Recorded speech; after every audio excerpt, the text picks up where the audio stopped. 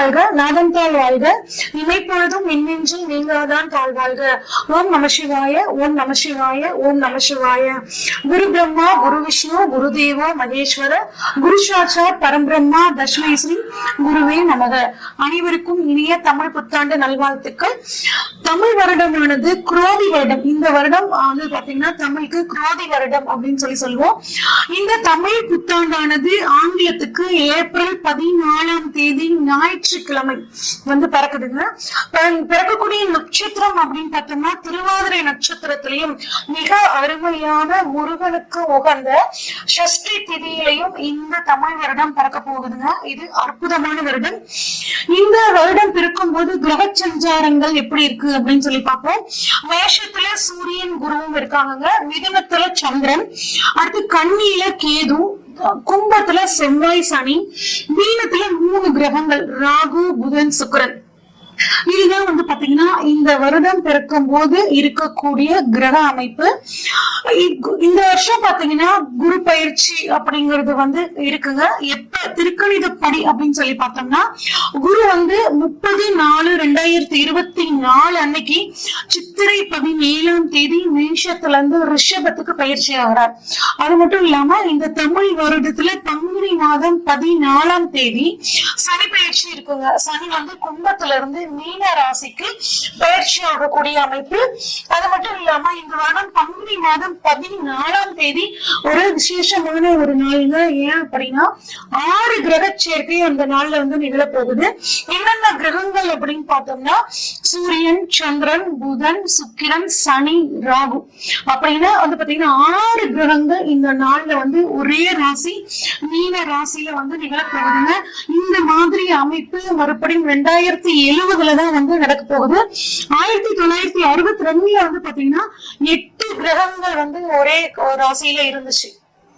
அதுக்கப்புறம் இப்ப நமக்கு இந்த வருடம் வந்து பாத்தீங்கன்னா இந்த வருடத்துல பங்குனி மாதத்துல 6 கிரக சேர்க்கைகள் நிகழ போகுதுங்க. இதனால நிறைய உலகத்துல நிறைய மாற்றங்கள் வந்து நிகழக்கூடிய ஒரு அமைப்பா இந்த வருடம் குரோதி வருடம் இருக்க போகுது. இந்த வருடத்துக்கான பொதுவான பலன்கள் என்ன அப்படின்னா வியாபாரத்துல ஒரு நல்ல முன்னேற்றம் இருக்குங்க. கல்வித்துறையில புதிய புதிய சீர்திருத்தங்கள் வரப்போகுது. பத்திரிகை துறையில இருக்கவங்களுக்கு ரொம்பவே நல்லா இருக்கும்.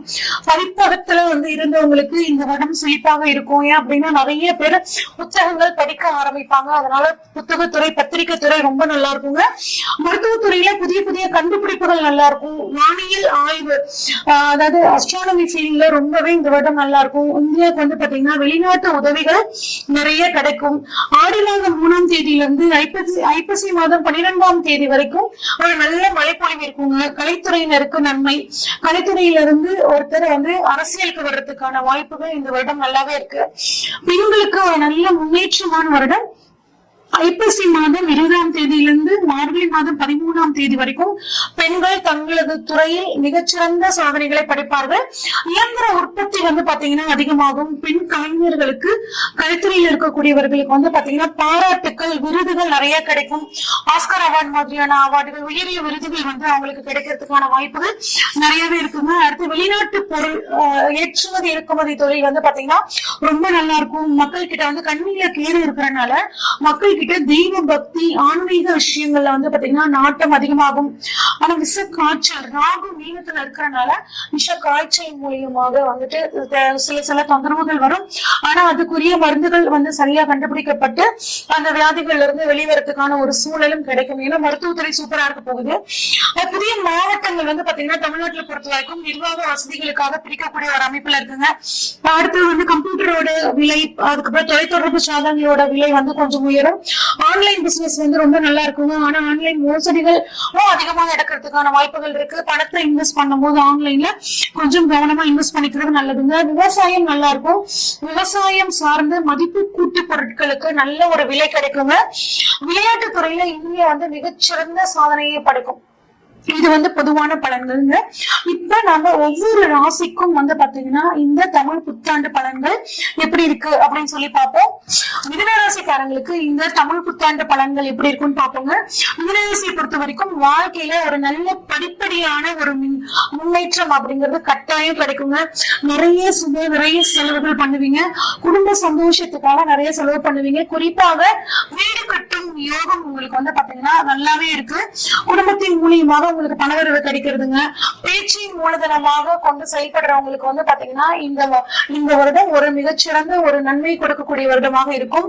முயற்சிகள்ல நல்ல வேகம் இருக்கும் உங்களுக்கு. செவ்வாயோட பார்வை உங்க முயற்சி ஸ்தானத்துல படுறதுனால உங்களோட முயற்சிகள் வந்து பாத்தீங்கன்னா ஒரு வேகம் இருக்கும். அதனால முயற்சிகளின் மூலியமாக நல்ல விஷயங்கள் உங்களுக்கு இந்த வருடம் நடக்குங்க. அதே மாதிரி வந்து பாத்தீங்கன்னா கம்யூனிகேஷன் ஃபீல்ட்ல இருக்கிறவங்களுக்கு ரொம்பவே நல்லா இருக்கும். அவங்களுக்கு ஒரு இடர் மாற்றம் ஏற்படக்கூடிய அமைப்பு. அதாவது சாஃப்ட்வேர் ஐடி இருக்கிறவங்க வந்து ஆன்சைட் போகணும் அப்படின்னு நினைக்க ரொம்ப விருப்பப்படுவீங்க. அவங்களுக்கு அந்த ஆன்சைட் ஜாப் கிடைக்கிறதுக்கான வாய்ப்புகள் ரொம்பவே நல்லா இருக்குங்க. சொத்து சம்பந்தப்பட்ட விஷயங்களை பொறுத்த வரைக்கும் உங்களுக்கு ரொம்பவே சாதகமாக இருக்கும். அதுவும் குறிப்பா வந்து பாத்தீங்கன்னா குரு வந்து உங்களுக்கு ரொம்பவே சொத்து வாங்குறதுக்கு, விற்கிறதுக்கு, கொடுக்கறதுக்கு எல்லாத்துக்குமே வந்து ஒரு அருமையான ஒரு சூழ்நிலையை கொடுக்குறாருங்க. அடுத்து குழந்தை பாக்கியத்தை பொறுத்த வரைக்கும் குழந்தை பாக்கியம் உங்களுக்கு இந்த வருடம் நல்லா இருக்க போதுங்க. குழந்தைகள் உங்களுக்கு வந்து பெருமை சேர்க்கக்கூடிய ஒரு அமைப்பு. உங்களோட குழந்தை வந்து பாத்தீங்கன்னா அரசாங்க உத்தியோகத்துக்காக காத்துட்டு இருந்தாங்கன்னா அவங்களுக்கு அரசாங்க உத்தியோகம் கிடைக்கிறதுக்கான வாய்ப்புகள் ரொம்பவே நல்லா இருக்கு.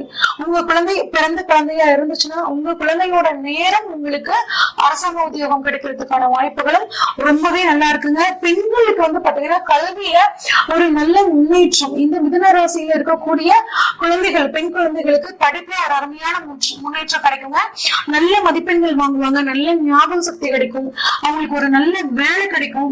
குறிப்பாக மிதுனராசியில பிறந்த பெண்களுக்கு வந்து பாத்தீங்கன்னா புதிதாக ஏதாவது தொழில் தொடங்கணும் அப்படின்னு நினைச்சிட்டு இருக்கவங்க நீங்க இந்த வருடம் தொழில் தொடங்கும் போது அது உங்களுக்கு ரொம்ப சக்சஸா இருக்குங்க. இன்ஜினியரிங் துறையில பெண்கள் இருந்தாங்கன்னா அதுவும் வந்து பாத்தீங்கன்னா ரொம்ப சூப்பரா சக்சஸா முடியும். ஆடிட்டிங் எக்ஸாம் எழுதிட்டு இருக்கக்கூடிய பெண்களுக்கும் வந்து பாத்தீங்கன்னா அந்த எக்ஸாம் கிளியர் பண்ணி ஆடிட்டர் ஆகக்கூடிய ஒரு அமைப்புங்க. சொத்தை பொறுத்த வரைக்கும் பூர்வீக சொத்தில் இருந்து வந்த பிரச்சனைகள் விலகும். குலதெய்வ வழிபாடு உங்களுக்கு நன்மையை தரும். உங்களோட மனம், புத்தி, சிந்தனை அனைத்தும் தெளிவாகி ஒரு விஷயத்த நீங்க வந்து சூப்பரா செஞ்சு கொடுக்கக்கூடிய ஒரு அமைப்பா உங்களுக்கு இந்த வருடம் இருக்குங்க.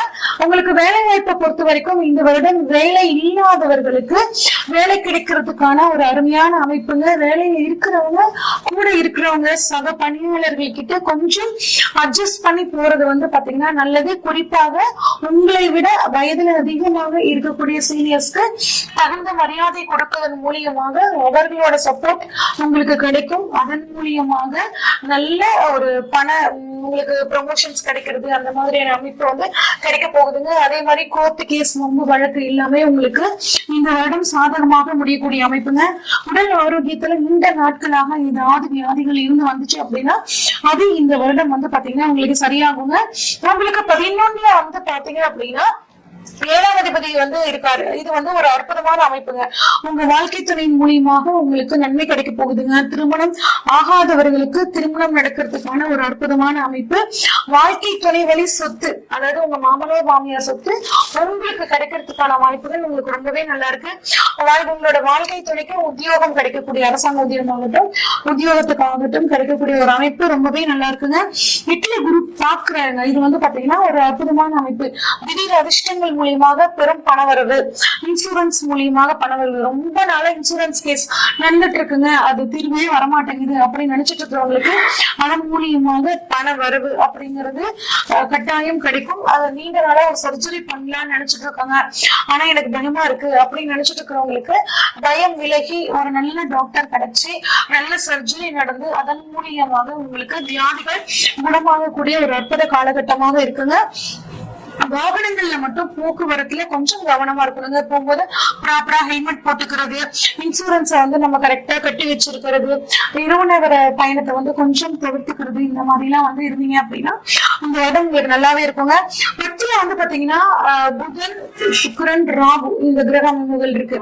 நீங்க வந்து தொழில் ஸ்தானத்துல வந்து இந்த அமைப்புகள் இருக்கிறது ரொம்பவே நல்லதுங்க. வெளிநாட்டுல போய் தொழில் பண்ணணும்னு நினைக்கிறவங்களுக்கு இந்த இடம் ரொம்பவே சூப்பரா இருக்க போகுது. பிசினஸ் வந்து நல்லா எலாபரேட் பண்ண போறீங்க.